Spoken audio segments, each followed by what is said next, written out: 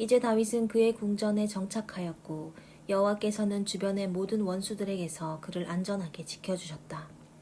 그때 다윗이 예언자 나단에게 보시오, 나는 백향목 궁전에 살고 있는데 여호와의 궤는 천막 속에 있소 하였다. 그러자 나단이 여호와께서 왕과 함께 계시니 왕의 마음에 좋을 대로 하십시오 하고 대답하였다. 그러나 그날 밤 여호와께서 나단에게 말씀하셨다. 너는 가서 내 종 다윗에게 이렇게 전하여라. 너는 내 성전을 지을 자가 아니다. 나는 이스라엘 백성을 이집트에서 인도해낸 날부터 지금까지 성전에 있어 본 적이 없고 이리저리 옮겨 다니면서 천막을 내 거처로 삼아왔다. 내가 이스라엘 백성과 함께 어느 곳으로 옮겨 다니든지 나는 내 백성의 목자들인 이스라엘 지도자들에게 어째서 나에게 백향목 성전을 지어주지 않느냐고 말한 적이 없다. 그러므로 너는 내 종 다윗에게 전능한 나 여호와가 이렇게 말한다고 일러주어라.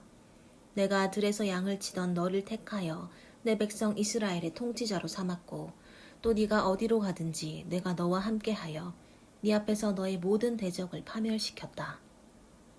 앞으로 나는 네 이름을 세계에서 가장 유명한 사람의 이름처럼 높여주겠다. 내가 내 백성 이스라엘을 위해 정착지를 마련해 주었으므로 그들이 다시는 옮겨 다니지 않아도 될 것이다. 사사들이 나라를 다스리던 시대부터 그들은 악한 민족들의 침략으로 많은 괴로움을 받아왔으나 다시는 그런 일이 없을 것이다. 너는 전쟁이 없는 태평 세월을 누리고 네 자손들은 계속 이스라엘을 다스릴 것이다. 네가 죽어도 나는 네 아들 하나를 왕으로 세워 그의 나라를 견고하게 하겠다. 바로 그가 나를 위해 성전을 건축할 자이다. 그리고 나는 그의 나라가 영원히 지속되게 할 것이다. 나는 그의 아버지가 되고 그는 내 아들이 될 것이다. 만일 그가 범죄하면 나는 사람을 막대기와 채찍으로 사용하여 그를 벌하겠다. 그러나 내가 네 앞에서 제거한 사울에게서 내 자비를 거둔 것처럼 그에게서는 내 자비를 거두지 않을 것이다. 그리고 네 지방과 네 왕조는 끊어지지 않고 영원히 지속될 것이다.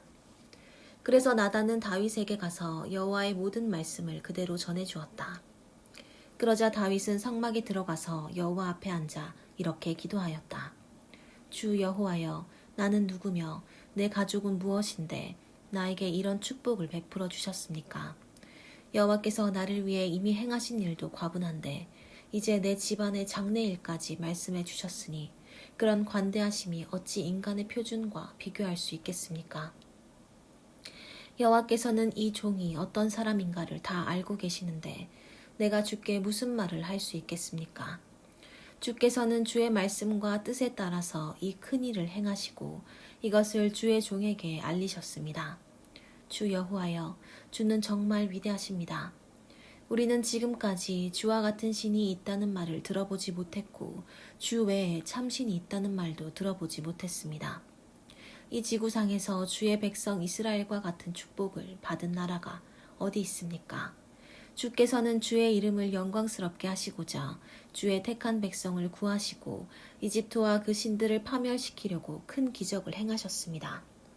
주께서 이스라엘을 택하여 영원히 주의 백성으로 삼으셨으니 여호와께서 저희 하나님이 되셨습니다.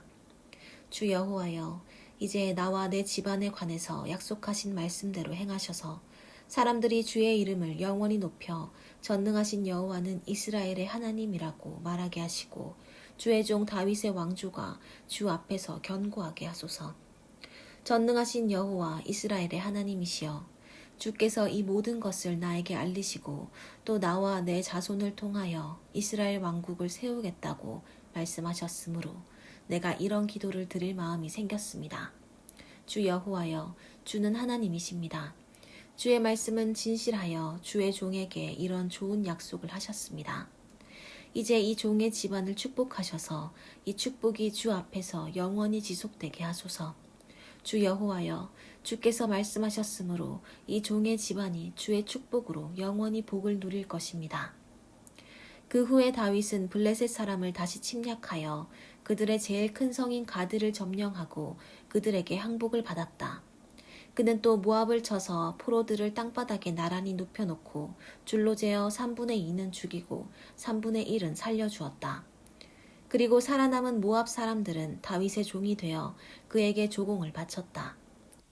그런 다음 다윗은 르홉의 아들인 소바왕 하닷에셀을 공격하였는데 이것은 하닷에셀이 유프라테스강 상류 일대를 다시 장악하려고 했기 때문이었다. 그 전투에서 다윗은 마병 1,700명과 보병 2만 명을 생포하고 전차 100대의 말을 제외한 나머지 말들은 모조리 발의 힘줄을 끊어버렸다. 그는 또 하닷에셀을 도우러 온 다마스커스의 시리아군 2만 2천 명을 죽이고 다마스커스에 주둔군을 두었다. 그때부터 시리아 사람은 다윗의 종이 되어 그에게 조공을 바쳤다. 이와 같이 여호와께서는 다윗이 가는 곳마다 그에게 승리를 주셨다.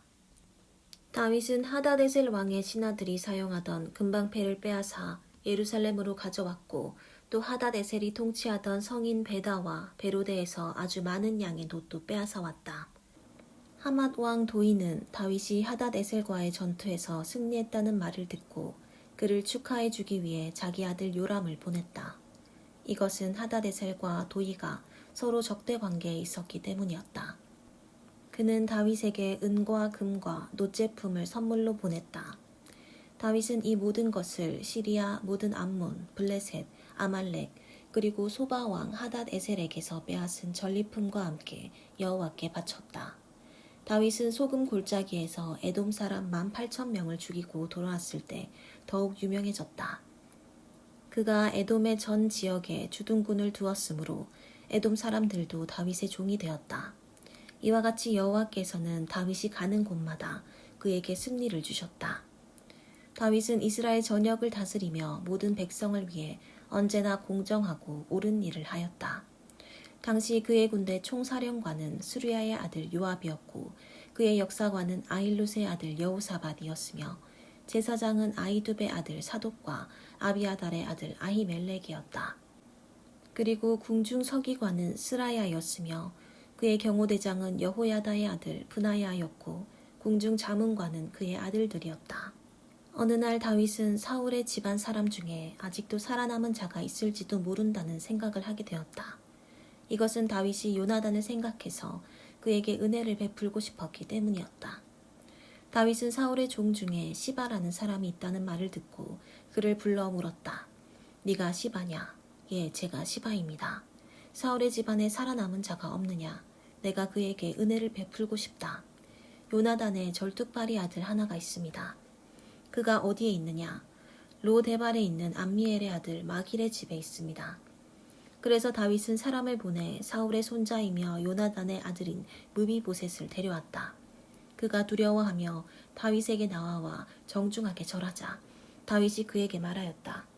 두려워하지 말아라. 내가 너의 아버지 요나단을 생각하여 너에게 은혜를 베풀려고 너를 불렀다. 내가 너의 할아버지 사울이 소유했던 땅을 모두 너에게 돌려주고 또 내가 너를 항상 내 식탁에서 먹도록 하겠다. 그때 무비보셋이 왕 앞에 다시 절하며 말하였다. 이 종이 무엇인데 대왕께서 죽은 개와 같은 저에게 이런 친절을 베푸십니까? 그때 왕은 사울의 종 시바를 불러 이렇게 말하였다. 내가 사울과 그 가족이 소유했던 모든 것을 네 주인의 손자에게 주었다. 그러므로 너와 네 아들들과 네 종들은 그를 위해 농사를 지어 그 가족에게 양식을 공급하라. 그러나 무비보셋은 항상 왕국에 살면서 나와 함께 식사할 것이다. 시바에게는 15명의 아들과 20명의 종이 있었다. 그러자 그는 대왕께서 명령하신 대로 하겠습니다 하고 대답하였다. 그때부터 무비보셋은 다윗의 식탁에서 왕자들과 함께 식사하였다. 무비보셋에게는 미가라는 젊은 아들 하나가 있었으며 시바의 집에 사는 사람들이 모두 무비보셋의 종이 되었다. 그러나 두 발을 다 저는 무비보셋은 항상 왕의 식탁에서 음식을 먹으며 예루살렘의 왕궁에서 살았다. 그 후에 암몬 왕 나하스가 죽고 그의 아들 하눈이 왕위를 계승하였다. 이때 다윗은 나하스가 자기에게 은혜를 베풀었으므로 그의 아들 하눈에게 호의를 베풀어야겠다고 생각하였다. 그래서 다윗은 그 아버지의 죽음에 조의를 표하려고 하눈에게 특사를 보냈다. 그러나 다윗이 보낸 조문단이 암몬 땅에 도착했을 때 하눈의 신하들이 그에게 말하였다. 다윗이 이 조문객들을 보낸 것이 왕의 부친을 공경해서라고 생각하십니까? 아닙니다. 그는 우리 동태를 살펴 이 성을 함락시키려고 이들을 보낸 것이 틀림없습니다. 그래서 한우는 다윗이 보낸 조문단을 잡아다가 그들의 수염 절반을 깎고 엉덩이 중앙부에서 그들의 옷을 잘라 아랫도리를 드러낸 채 돌려보냈다. 다윗은 이 일을 듣고 부끄러워서 어쩔 줄 모르는 그들에게 수염이 다 자랄 때까지 여리고에 머물러 있으라고 지시하였다. 이때 암몬 사람들은 자기들이 다윗의 비위를 거스린 줄 알고 벳르홉과 소바에서 2만 명의 시리아군을 고용하고 또 마아가 왕과 그의 부하 1,000명과 돕 사람 12,000명을 고용하였다. 다윗은 이것을 듣고 요압과 이스라엘 전 군대를 보내 그들을 치도록 하였다. 이때 암몬 사람들은 나와서 자기들의 성문 앞에 포진하고 외국 용병들은 들에서 싸울 태세를 갖추고 있었다. 요압은 적군이 자기 앞뒤에 있는 것을 보고 정예병을 뽑아 시리아군과 맞서게 하고 나머지 병력은 그의 동생 아비새에게 맡겨 암몬군과 대치하도록 하였다. 그리고서 요압은 아비새에게 이렇게 말하였다. 만일 시리아군이 나보다 강하면 네가 와서 나를 도와라. 그러나 암몬군이 너보다 강하면 내가 가서 너를 돕겠다. 자, 힘을 내어라. 우리 백성과 우리 하나님의 성들을 위해서 용감하게 싸우자. 모든 것은 여호와의 뜻대로 될 것이다. 요압과 그의 군대가 시리아군을 공격하자 그들은 도주하기 시작하였다. 그때 암몬 사람들은 시리아군이 도주하는 것을 보고 아비새 앞에서 도망하여 성 안으로 들어가 버렸다. 그래서 요압은 군대를 거느리고 예루살렘으로 돌아왔다. 시리아군은 이스라엘군에게 패한 것을 알고 자기들의 모든 군대를 다시 불러 모았다. 그때 하다데셀 왕이 사람을 보내 유프라테스 강 건너편에 있는 시리아군을 데려오게 하자 그들은 헬람에 가서 하다데셀 왕의 군대 총사령관 소박의 지휘를 받았다. 다윗은 이것을 듣고 모든 이스라엘군을 모아 요단강을 건너서 헬람으로 갔다.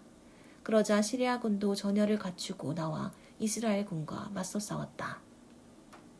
그러나 이번에도 시리아군은 패하여 도망하였고 이스라엘군은 시리아 전차병 700명과 마병 4만 명을 죽이고 또 그들의 총사령관 소박도 쳐서 죽였다.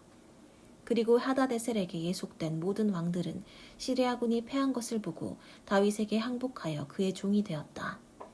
그래서 그 후부터는 시리아 사람이 암몬 사람을 돕는 것을 두려워하였다.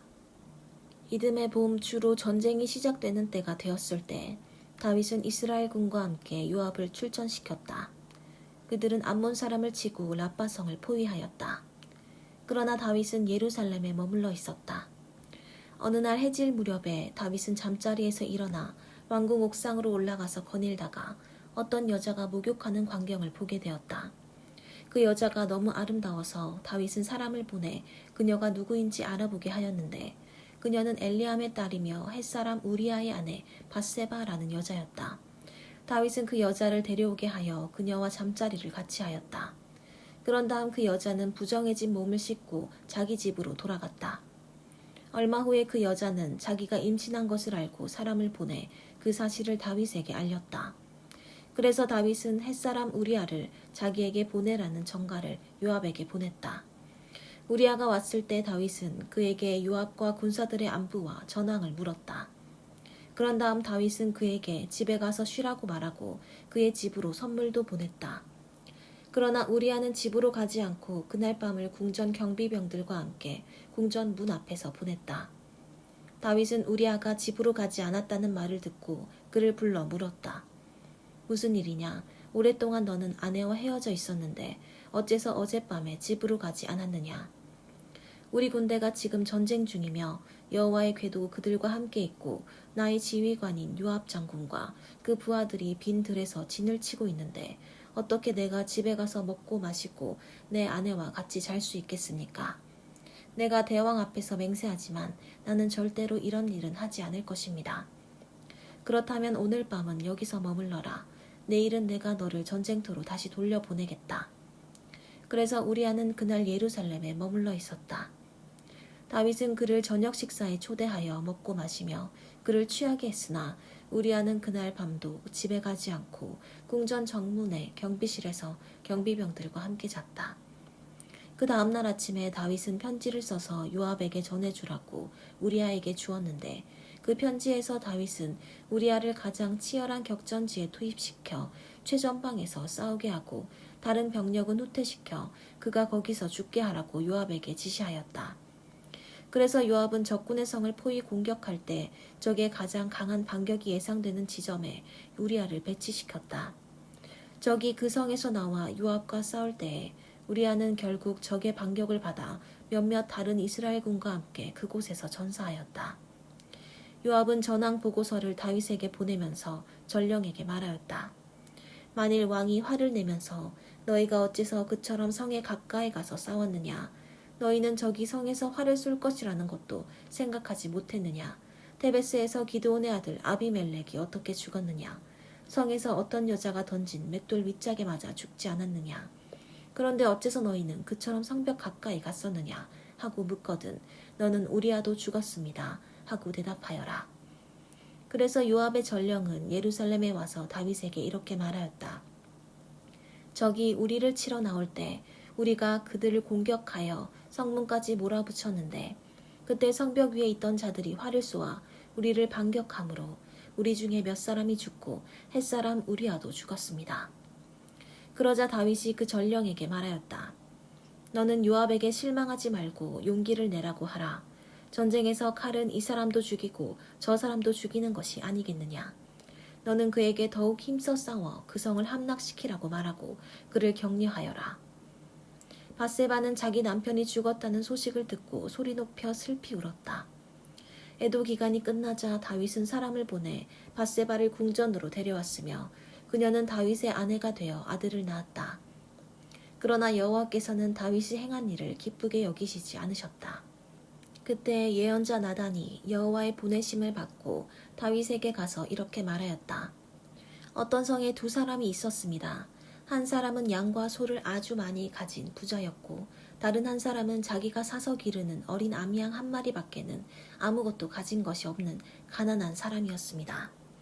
그러나 그 아미양은 온 가족의 애완동물이 되어 식구들과 함께 같은 상에서 먹고 마셨으며 주인은 마치 자기 딸처럼 그 양을 부둥켜 안고 귀여워했습니다. 그런데 최근에 그 부잣집에 손님 한 분이 찾아왔습니다. 그러자 그 부자는 자기의 양과 소는 아까워서 잡지 못하고 한 마리밖에 없는 그 가난한 사람의 암양을 빼앗아다가 그것을 잡아서 손님을 대접하였습니다. 이때 다윗은 크게 격분하며 말하였다. 내가 살아계신 하나님 앞에서 맹세하지만 누구든지 그런 짓을 한 사람은 마땅히 죽어야 한다. 그는 그 가난한 사람을 불쌍히 여기지 않고 그런 짓을 했으니 그 새끼 양의 4배를 그에게 배상해 주어야 한다. 바로 그때 나단이 다윗에게 말하였다. 왕이 바로 그 사람입니다. 이스라엘의 하나님 여호와께서 왕에게 이렇게 말씀하셨습니다.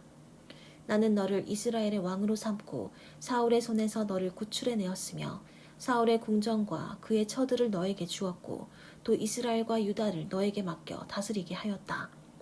만일 그것이 부족하였다면 내가 너에게 더 많은 것을 주었을 것이다.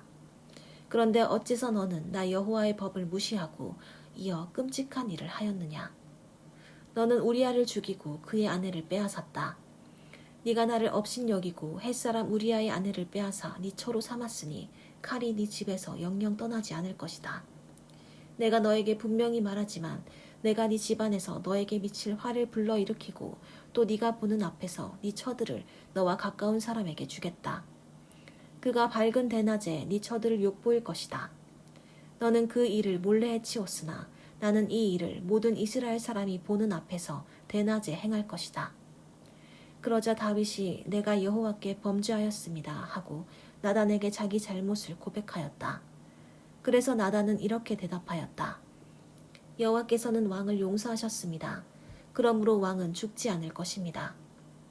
그러나 왕이 원수들에게 여호와를 경멸하고 모독할 기회를 주었으므로 왕의 아들이 죽게 될 것입니다.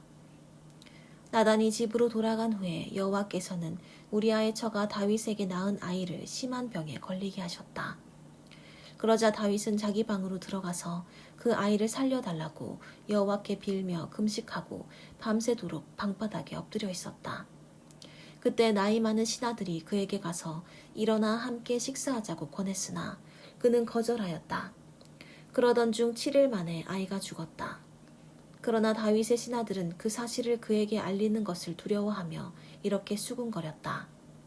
아이가 살았을 때에도 왕이 우리 말을 듣지 않고 그처럼 상심해 있었는데 아이가 죽었다는 말을 우리가 어떻게 전할 수 있겠는가?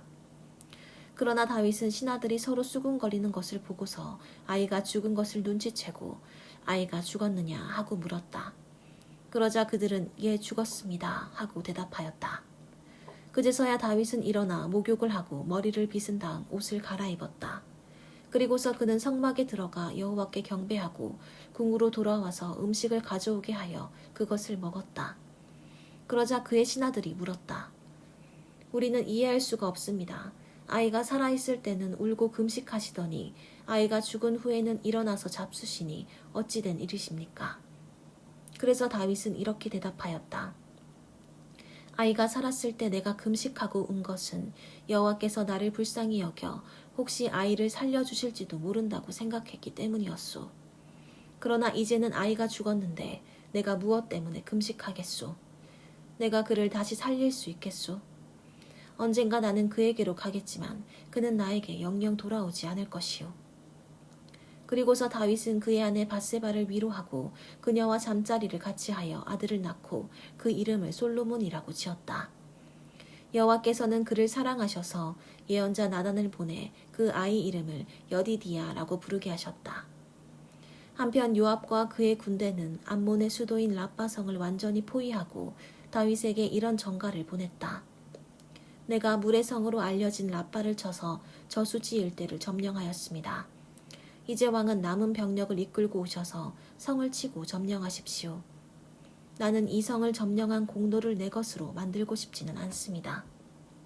그래서 다윗은 병력을 이끌고 라빠로 가서 그 성을 공격하여 점령하고 수많은 전리품을 예루살렘으로 가져왔으며 그 중에서 보석을 박아 만든 약 34kg이나 되는 암몬 왕의 금관은 자기가 가져다가 머리에 썼다. 그리고 그는 그 성 주민들을 노예로 삼아 톱질과 괭이질과 도끼질을 시키고 강제로 벽돌 공장에서 일하게 하였으며 암몬 사람들의 다른 모든 성에도 이렇게 하였다. 그런 다음에 다윗과 그의 군대는 예루살렘으로 돌아왔다.